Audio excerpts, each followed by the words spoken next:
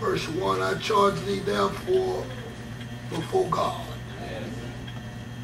and the Lord Jesus Christ, who shall judge the quick and the dead, in his appearing in his kingdom.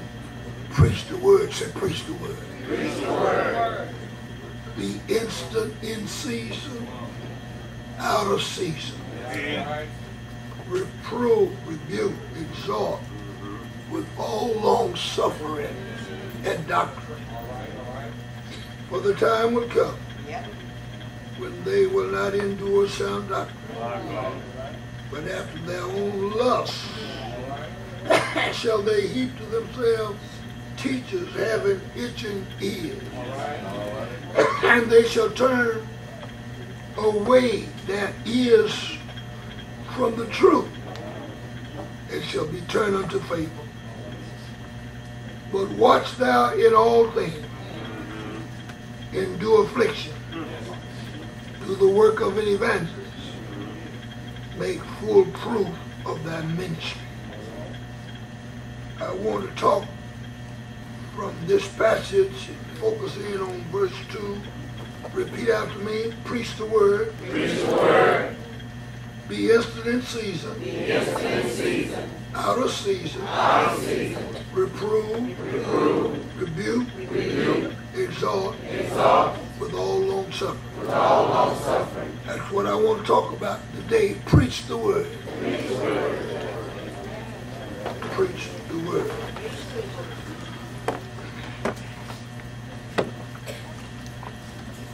A person's last words are significant. A person's last words are windows that help us to look into one's heart and measure and evaluate his life. Yeah. It's interesting that Paul expressed no regrets, misgivings, bitterness, or dissatisfaction as he came to the end of his ministry. Paul even forgave those who made his ministry difficult. And there are always people in and around the church that think their job is to make it difficult for the preacher. He forgave them. More than 17 persons are referred to in this chapter, which show that Paul was a friend maker as well as a soul winner. And though Paul's own days were numbered, he continued thinking of other people. When Paul wrote these words, he was in prison in Rome for the second time. Paul was not under a house arrest this time, but he was in a dark, dark dungeon, kind of a hole in the ground, under the sentence of death, waiting each day for his execution. So Paul, an old man like me, wrote to a young man like Pastor Cedric Robbins, his son in the ministry, Timothy, and sought to motivate him to persevere, persist, continue, and endure. Paul said to this young preacher, in essence, I'm going to disappear from the earth. My work has been done. I'm going home to be with God. But don't give up. Don't quit. Don't throw in the towel. And that's what I come to say to you, Pastor Robbins, today, don't quit. Yeah. Don't throw in the towel. Yes, sir. Paul with urgency said, I solemnly charge you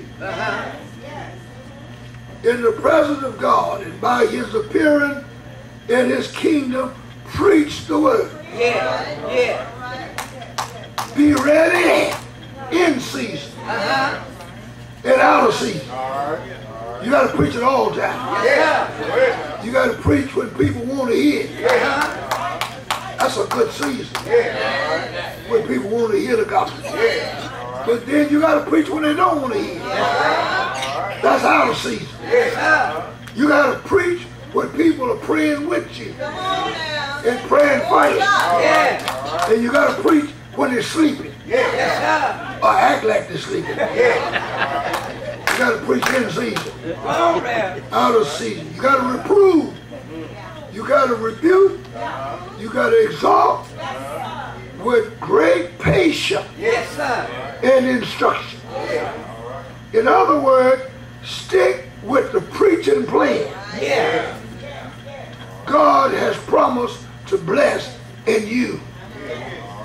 God has not promised to bless our word, but he promised to bless his word.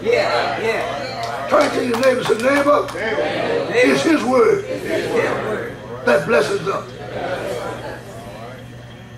Timothy, he says, be a man of the word. Timothy, don't attempt to be so creative and cute that the church will miss the truth. That's when you can. See, a lot of folk want little cute speeches. Don't never say nothing about Christ. Man, don't say nothing to make people upset. I preached a lot of sermons. I preached some sermons that people got so mad, they act like they wanted to get on me. And I was waiting on them. I said, just keep it in your mind. Don't try to act out on it. I was Mr. Gilbert before I was Reverend Gilbert. I got a little Mr. still in me. I'm going to preach the word, whether you like it or not, because God has charged me. That's what it said. I charge thee to preach the word. His word. Yes, sir. So I preached some sermons. People would get mad. Man, all the sermons that make you shout are not good for you. It's just like candy. It might be sweet, but it'll hurt you. Too much candy is not good for you. Won't be long before you be going to the doctor. You better learn how to eat some greens. Some okra. Squash. Stuff you don't like.